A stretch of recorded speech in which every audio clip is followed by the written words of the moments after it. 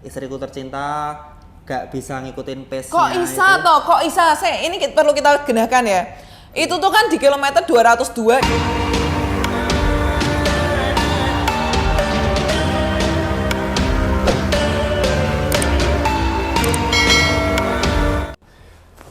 Yo, apa kabar teman-teman semua? Balik lagi di channelnya Dani.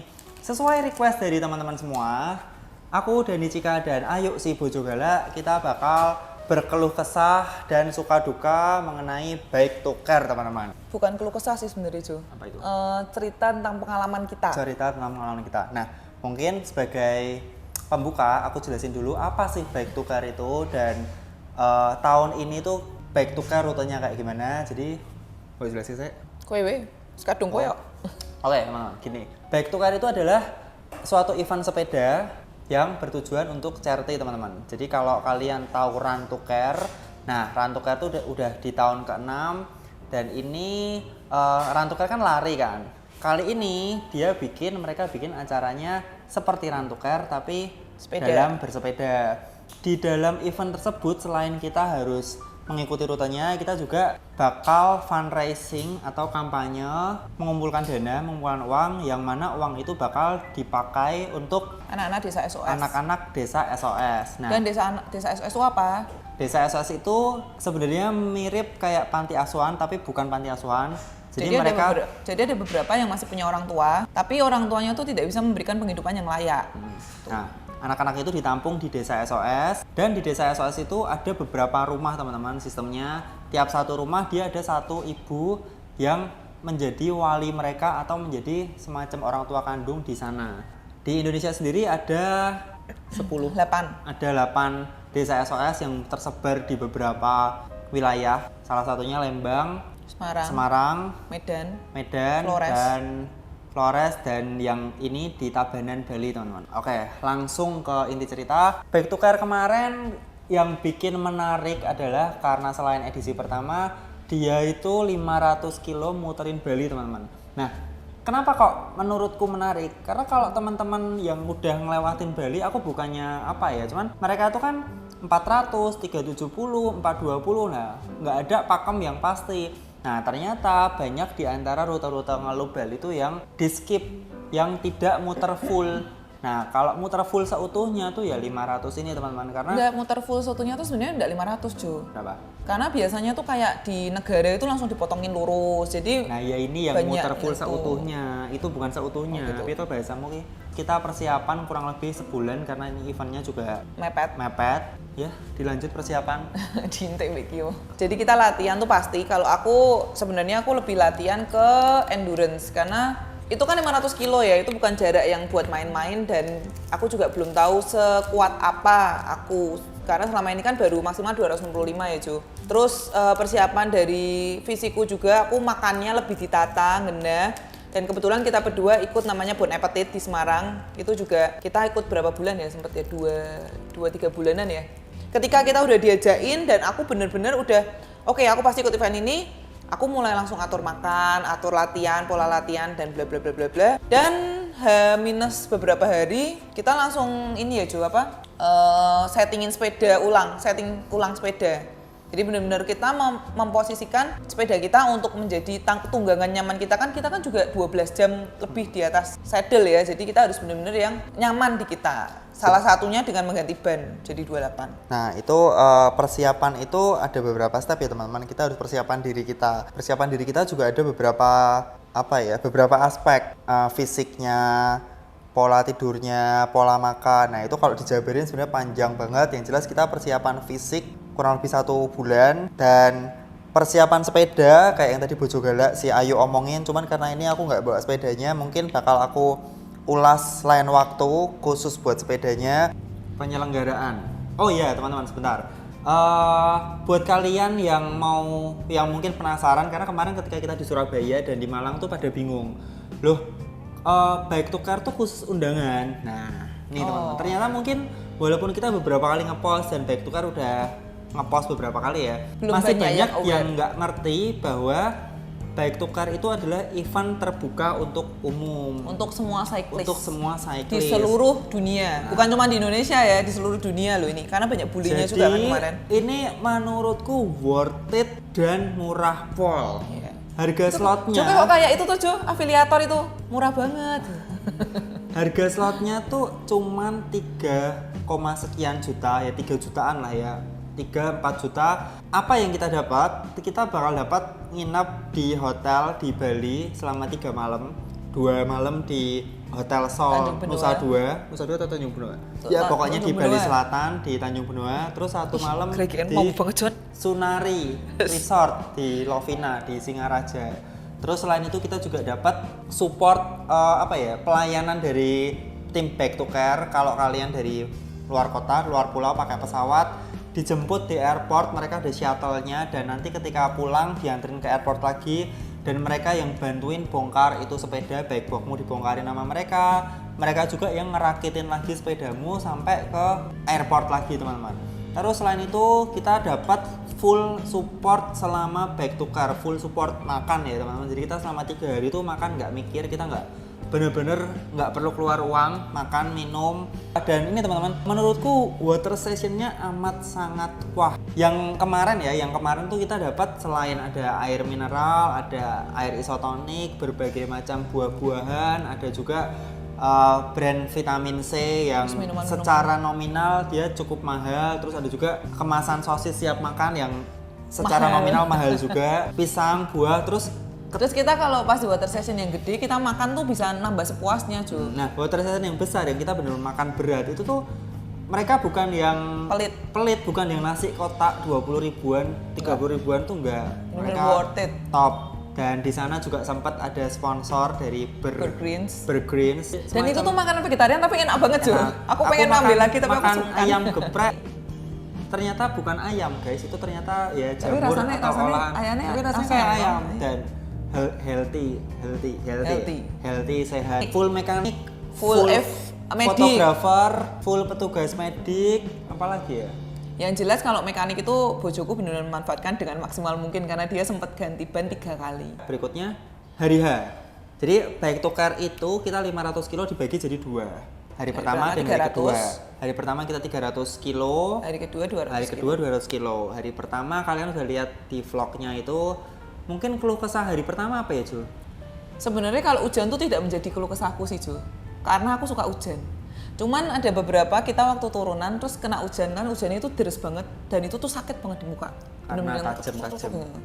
Kalau aku di hari pertama kayaknya menurutku terlalu jauh dibanding hari kedua. Karena hari pertama tuh 300 kilo dan rutenya Bali Selatan cukup berat. Jadi bukan cukup berat, tapi kita yang peleton 1 Kecer itu hampir jam 8. Dari cut off time jam 10. Bayangin kita go west start dari jam 6 pagi, baru finish katakan jam 8 lah. Jadi berapa jam tuh? 10 jam kan? 10 jam. Jam 6 sampai 14 jam toh, Cok. 14 jam teman-teman. Itu kita teman-teman. Late finisher yang info yang aku dengar, finisher terakhir yang menyentuh di hotel di Sunari Singaraja Lovina itu jam setengah 2 pagi. Bayangin, setengah 2 pagi mereka barusan finish. Anggaplah bersih-bersih, makan dan segala macam, jam setengah 3 baru selesai, baru bisa tidur, dan jam 6 harus bangun lagi untuk hari kedua. Itu benar-benar pengorbanannya luar biasa sih sebenarnya. Dan lebih luar biasa lagi sebenarnya panitia. Karena panitia sampai tidur di lobi untuk menunggu peserta yang belum masuk ini. Buat teman-teman kemarin yang ikut peserta, aku nggak mau nyalahin yang sempat evak karena itu berat. Buat aku yang goes setiap hari, kita goes setiap hari, dan mile age kami itu seminggu bisa 500 lebih, itu berat. Apalagi buat teman-teman yang latihan kadang bolong-bolong. Ya, yang mungkin preparationnya nggak sekita gitu kan. Cuman ada satu duka sih, ketika kita ngelewatin Melasti. Itu kan salah satu spot yang ditunggu-tunggu karena sekarang kalau kita mau ke sana buat fotografer tuh kita harus bayar 500.000. Jadi ketika event itu kita benar-benar pengen difoto di situ. Tapi ternyata kita baru jalan sekitar 5 sampai 10 kilo udah hujan deras, dan ya kita maklum fotografer nggak bisa standby di sana karena hujannya benar-benar deras kayak badai. Dan itu aja kita kalau naik, jadi ada air kan yang gelondor turun. Jadi tuh kayak kita naik treadmill gitu, udah digowes nggak naik-naik gitu loh. Jadi kayak kepus di videoku juga ketok, gue didorong. Kok ternyata didorong. Aku dorong toh. Nah, aku tadi ngomongnya kue didorong. Oh enggak, aku dorong. Kenapa aku nonton? Karena Melasti itu baru kilometer ke-50, sedangkan hari itu masih ada sisa 250 km lagi. Terus kalau kesah Berat, berikutnya hari adalah pertama. di 100 km terakhir aku cukup struggle teman. Karena Ditinggal peloton. kita ketinggalan peloton. Terus sebenarnya rute yang enak karena kita dari Gilimanuk ke Singaraja itu cenderung flat, ada rollingnya. Tapi sebenarnya tuh buat pelotonan tuh paling pas buat kita ngirit power ya. Tapi apa daya, istriku tercinta gak bisa ngikutin pace-nya. Kok bisa toh? Kok bisa? Ini perlu kita genahkan ya. Itu tuh kan di kilometer 202 itu di rumah makan Bidadari. Aku memang sudah mau ikut peleton, bojoku tuh sudah bilang udah enggak apa-apa ikut peleton aja. Tapi kita udah manggil-manggil RC-nya ternyata enggak dengar, jadi kita enggak ditungguin. Dan bodohnya bojoku lagi sudah dibilang suruh ngisi bidon, dia enggak ngisi bidon. Balik lagi. Jadi sing salah kowe to, kowe sing baliknya ngisi bidon, aku kan enggak. Tapi kan aku bertanggung jawab coy, kowe tak anterke sampai titik finish, titik darah penghabisan. Dan itu bener-bener dari kilometer 200 sampai 260 WS berikutnya itu bener-bener aku yang ngomel terus. Terus terang aku kayaknya kemarin itu baru pertama kali ngerasain nyari scrum, bener-bener nyari scrum ketika ngarikin mereka. Aku sempat mundur sebentar, Jo gantian sebentar we karena memang mau kram. Ya mungkin jam terbang itu bener-bener ngefek ya karena udah biasa lari jarak jauh. Jadi ketika tahu ada trouble, ya udah jangan maksa, langsung mundur teratur. Kita sudah terbiasa listen to our body. Terus selain apa yang ada di water session, jarak per water sessionnya menurutku cukup pas sih ya, walaupun ada yang jauh tapi sebenarnya itu kita nggak bisa nyalain Sekitar karena 40 sampai 60 kan. kita bisa bawa makanan cuy. Iya. Jadi itu nggak bisa nyalah, kayak ketika dia sudah nge-share rute seperti ini ya kita harusnya mengikuti dan kita preparation dengan badan nah, kita. justru karena itu blundernya sebenarnya gini, karena sudah tahu jarak-jarak nih, jarak-jarak WS. Jadi tuh aku nggak bawa makanan, Jo. Karena aku tahu per 50 itu ada WS. Masih ada duka lagi Jo di pertama, Jo. Karena kita udah malam, jadi tinggal 40 km terakhir, terus kita berangkat dari WS terakhir tuh setengah 7 ya. Udah agak gelap dan itu tuh posisi sebenarnya rollingan relatif datar sih sebenarnya. Cuman kita nggak bisa kencang. Pertama karena udah capek, kedua karena jalannya banyak lubang. Nah, singkat cerita setelah selesai yaitu berarti 40 km terakhir kita finish jam 8, kita langsung kayak bersih-bersih ya. Ya Aku langsung mandi. foto-foto dikit, dia mandi, kita gantian mandi. Terus yang mantep lagi adalah mereka nyediain visio teman-teman. Fisioterapis. Visionya tuh jangan bayangin visio yang pijet yang itu ya. Kita cuma di stretching sebenarnya. Ya mungkin kita minta pijet bisa ya. Cuman kalau pijet besoknya masih goes lagi itu menurutku kurang nggak well lah. Akhirnya kita di stretching, wah itu enak banget. Nah selesai itu kita makan di Grand Sunari itu. Setelah makan selesai kita nunggu di luar sambil kongko-kongko nungguin teman-teman yang masih belum bentar finish. Ya, aku tak ngurusi Grab bentar. Iya enggak apa-apa. Oke, jadi itu hari pertama teman-teman. Singkat cerita kita tidur, prepare. Nah, yang harusnya kita jalan hari kedua tuh jam 6 atau setengah 7 hari kedua ya? Hari kedua jam 7. Nah, yang harusnya Sebenarnya kita, setengah 7. Harusnya kita jalan 6.30 karena hari pertama banyak yang finish kemalaman dan hari kedua rutenya relatif lebih pendek, cuma 200 kilo. Jadi panitia memutuskan kita dipending setengah jam. Kita mundur setengah jam. Pagi kita difasilitasi breakfast, mau makan berat bisa, mau makan ringan juga bisa. Terus kita milih untuk sarapan pop mie. Nah, kita dibagi jadi 3 peleton. Yang kita kami ikut peleton yang pertama yang paling kenceng. Di belakangnya ada peleton kedua, di belakangnya lagi ada peleton ketiga. Niatku untuk ikut peleton pertama itu adalah ketika aku kewer masih ada peleton kedua, dan kalau kewer lagi masih ada peleton ketiga. Tuh, bijaksana dan cerdik sekali. Tapi ternyata surprisingly aku bisa ngikuti peleton satu sih, walaupun sering-sering kewer tapi di WS ketemu lagi. Oke, Mungkin hari aslinya kedua, nungguin aku. Hari kedua kita dari Singaraja, jadi setelah dari titik utara Pulau Bali kita ke arah barat. Ke arah timur, ke arah Pulau Lombok, ke arah timur gini. Kita ke arah Amet teman-teman. Nah, Amet ini spesial. Amet meninggalkan kesan yang cukup mendalam. Karena apa? Karena kalau kita nggak go west di sana, kayaknya aku sih nggak mungkin ke Amet sih, entah sampai kapan. Iya bener. Nah, kalau nggak ikut Bali Loop ini kayaknya aku udah bakal ke Amet. Jadi Amet tuh wilayah di ujung timur kanan atas Pulau Bali yang itu tuh sering banget kekeringan kalau pas musim kering. Karena konon katanya hujannya di sana tuh ketutup sama Gunung Agung. Bahkan banyak beberapa ada event charity yang air bersih di Amet, Karangasem. Nah itu wilayah Karangasem namanya. Dan ternyata di sana itu salah satu spot favorit untuk lihat hiu. Iya, Shark Point. Shark Point. Nah, di Amet itu. Kita cuma lewat sih, cuman ngelihat ini ya Bali tuh ada yang masih kayak gini, jadi kita di tebing-tebing, rumah-rumah tradisional gitu, dan apa ya, bener-bener beda kalau kita lihat di Denpasar, di Seminyak. Tapi tuh Jo sama itu aku seneng amet Jo. Karena kita goes ya, ini ngomongin rute kemarin ya. Jadi goes itu sebelah, kita kan di atas tebing tuh.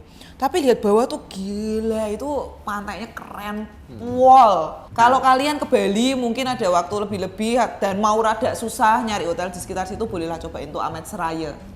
Mungkin banyak sih, cuman kita yang nggak tahu aja. Iya. Nah dari Karangasem itu, dari Amet itu kalau pas cerah kita lihat ke sisi timur tuh bakal kelihatan Pulau Lombok dan Gunung Rinjani. Sebenarnya kemarin kita lewat sana cerah sih, cuman kan aku udah capek jadi ngeliatnya aspal terus. Nggak kelihatan ketutup awan, kan aku lihat. Nah terus di sana mungkin yang paling berat Karangasem Seraya, tanjakan Seraya, jadi ada Gunung Seraya di situ, kita dilewatin benar-benar sisi tebing-tebingnya. Nah di sini orang-orang yang ngeluh Bali ada yang motong tebing-tebing itu sih. Yeah. Jadi mostly mereka motong. Gunungnya itu dipotong karena jadi nanti petanya tuh jadi gini. Mungkin nggak tahu jalannya juga karena itu bukan jalan utama, bukan jalan mobil. Jadi yang kita lewatin tuh mungkin kayak jalan motor kampung lah. Itu jalan kampung. Race directornya kita jempolan sih soalnya. Mobil sih bisa lewat tapi ya rada sempit. Nah, di situ kita bakal nemuin beberapa tanjakan dengan grade antara 18 sampai 19% sampai 20% lah. Habis itu dari Amet, dari Karangasem kita turun ke selatan ke arah Pantai Lebih itu di daerah Gianyar, teman-teman. Di hari kedua ini menurutku relatif jauh lebih mudah daripada hari pertama karena yang pertama 200 kilo. 300. Yang maksudnya, pertama alasan pertama dia cuma 200 kilo, alasan kedua yang berat-berat tuh udah ditaruh di awal di Seraya Amet itu, terus kita abis itu cuman ya flat rolling. Tapi sebenarnya kalau dilihat dari elevasi ya, hari pertama 300 kilo dengan elevasi 1700. Hari kedua itu juga 200 kilo tapi elevasinya juga 1700. Ya, jadi sebenarnya itu berat hari kedua, Jo. Ya, cuman kan jaraknya lebih pendek. Ya pokoknya sabar, tabah dan tawakal. Terus hari kedua kita juga cukup beruntung. Kurang lebih jam 12-an tuh cuacanya mendung. Sebentar habis itu hujan. Nah ini aku sih bayangin ya kalau semisal kemarin kita kena full panas kayak ya full panasnya Bali normal tuh kemungkinan besar pasti banyak banget yang nggak lolos termasuk sebelahku. Nah aku baru ngomong Jo, jadi ceritanya tuh gini, hari kedua itu tuh aku ketinggalan karena peletonku tuh balapan, mereka tuh rolling narik gitu loh, jadi bukan cuma 2 RC yang narik, jadi mereka tuh isinya atlet-atlet narik semua guys. Dan aku sebenarnya kebagian ngandol aja, sudah ngomong sama Ko Aliang, dah ayo ngandol aja. Tapi bahkan ngandol pun tuh aku nggak kuat ngikutin mereka. Ya gimana mereka bisa kuat? Orang orang Nanja tuh mereka pakai keren gede semua. Bayangkan, aku yang ginu-ginu gini dan mereka atlet-atlet. Jadi aku sudah ketinggalan. Nah ketika aku ketinggalan tiba-tiba hujan tuh aku langsung ya ampun Tuhan terima kasih, puji Tuhan hujan gitu. Dan itu bener-bener kayak Tuhan tuh mendengarkan doaku. Nah buat orang-orang pada umumnya hujan tuh kayak aduh momok ngapain nih hujan-hujanan nih. Nah tapi aku mau ngomong ke kalian bahwa as long as kita nggak kebut-kebutan, kita cuman endurance atau jarak jauh, hujan itu membantu banget teman-teman. Terus tips mempersedikit kemungkinan kram. Ya tips buat kalian kalau hujan yang pertama adalah kalau nanti berhenti jangan kelamaan karena bakal rawan masuk angin, itu yang pertama. Yang kedua pilih, mungkin kalau untuk event jarak jauh kayak gitu yang ada kemungkinan hujan bisa pilih ban ya 28 dan cari merek yang all terrain atau yang all condition. Kita pakai Pirelli Zero Velo 4S. Itu lebih murah daripada seri top line-nya Pirelli tapi cukup nyaman dan cukup enak teman-teman. Oke lanjut, kita dari arah Amet itu, dari Karangasem kita ke arah selatan, ke arah Gianyar, terus kita ke arah Nusa Dua. Nah di situ itu udah enak, udah tinggal mostly flat, kita bisa jalan 35 sampai 40 walaupun posisi hujan deras. Ya, kita finish jam 4:30 ya. Katakan jam 4 lah. Kita finish jam 4 dari cut off time jam 8 malam. Cut off time jam 7 tuh. Jam 7 ya. Hari kedua kalau kesah enggak ada. Aman tentram. Nah, seperti biasa ketika finish hari kedua ini di Tanjung Benoa di Hotel Sol lagi, sama kayak pertama kita start, langsung dong visio lagi. Mandi dulu terus visio. Wah, itu enak banget. Terus ya dinner bareng, terus kita sharing sama peserta lain. Kan aku mau mengapresiasi ke teman-teman ya, teman-teman cyclist, teman-teman peserta. Ternyata tuh mereka tuh ada yang fokusnya tuh nggak ke goesnya cuy. Yes. Jadi ada yang fokusnya Ke donasinya. aku memang pengen ikut karena pengen menggalang dana buat anak-anak walaupun mungkin secara kemampuan belum kuat. dia belum kuat tapi It's mereka okay. mencoba. It's okay. Mereka Nggak mencoba. apa-apa. Ya ada juga yang yaitu sekedarnya ikut cari donasi dan apa ya goesnya juga ternyata kayak gini goesnya. Tapi aku kayak gitu. justru tuh salut sama orang-orang yang sebenarnya mereka tahu kalau mereka tuh mungkin belum cukup kuat, tapi mereka masih mau ikut event ini untuk anak-anak desa SOS loh. Yeah. Jadi ada satu temen namanya Amanda, dia bilang, udah nih mau dievak nggak? Enggak lah, masa si anak-anak itu loh menderitanya tuh lebih. Aku tahu mereka lebih menderita daripada aku. Masa aku menderita dalam waktu gue 2 hari ini aja, aku harus harus menyerah gitu, harus menyerah sama mereka. Itu dan aku bener-bener yang wah ini cewek gila keren ini keren banget. Terus satu hal yang bikin hati kami tersayat Jangan nangis tuh. Kemarin aku nangis kan, aku nangis. ya seperti di tayangan ini. Jadi ketika hari pertama kita tuh masih separuh jalan kan, masih ada hari kedua di sofa, di kasur ya, di spring bed di hotel tuh ada surat yang ditulis tangan sama anak-anak desa SOS. Terus mereka tulis nama kita, tiap satu orang ditulis personal sama satu anak ya. Isinya ya pesan buat kita yang kayak ginilah pokoknya aku tunjukin.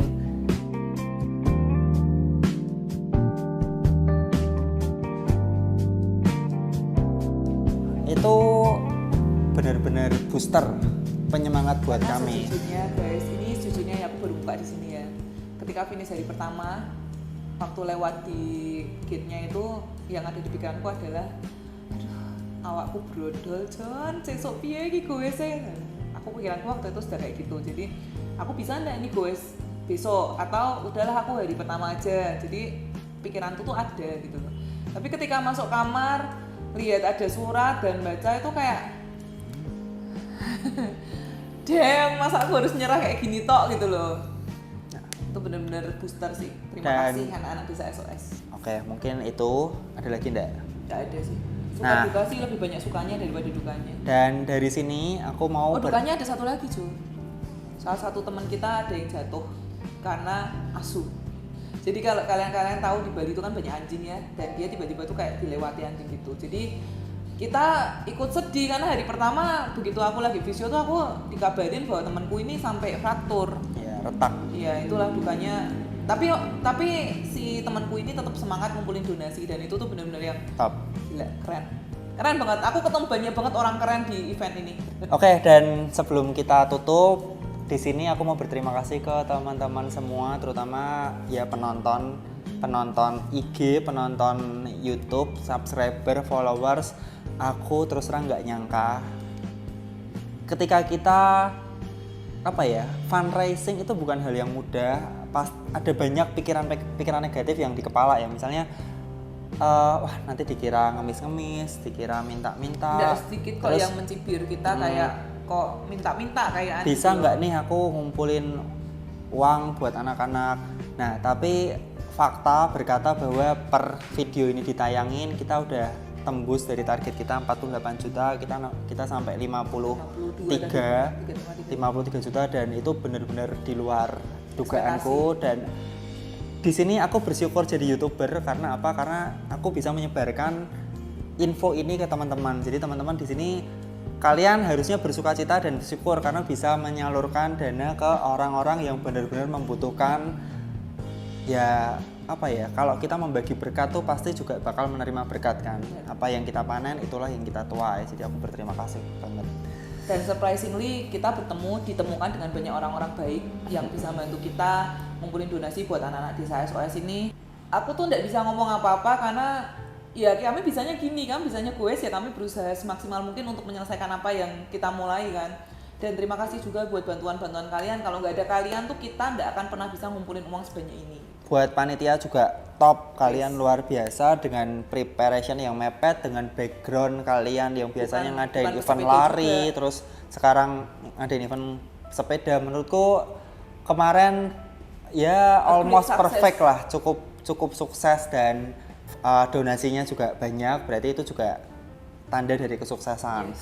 Kami nggak sabar buat launching Back to Car tahun depan yang katanya bakal mengelilingi sebuah pulau lagi. Apakah Pulau Jawa? Sebenarnya kita udah dapat nggak bocoran, ngerti. tapi kita nggak boleh ngomong dulu. Dan belum fix, Dan belum fix. Jadi kita nggak bisa ngomong. Tapi yang pastinya kalau kalian punya kesempatan tahun depan kalian pasti ikut lagi. Dan nantinya kita juga bakal share info ya Jo. Jadi ini terbuka buat semua cyclist. Siapapun kalian, dimanapun kalian, di Indonesia, di luar negeri, semuanya bisa ikut daftar. Dan kalau memang berkeberatan tidak bisa ikut eventnya, mereka juga punya virtual Jo. Jadi kalian bisa goes dimanapun sambil donasi juga. Oke, jadi sekian video kali ini teman-teman. Buat yang tanya gear atau sepeda yang kami pakai buat muterin Bali 500 ini bakal aku bikin di video selanjutnya, video terpisah karena di sini waktunya tidak cukup. Oke, sekali lagi terima kasih buat para donatur, terima kasih buat panitia, terima kasih buat support dari brand-brand yang udah support kami. Kalau ada pertanyaan dan saran langsung tulis dalam komentar. Sampai jumpa di video berikutnya. Tetap sehat dan tetap semangat. Thank you.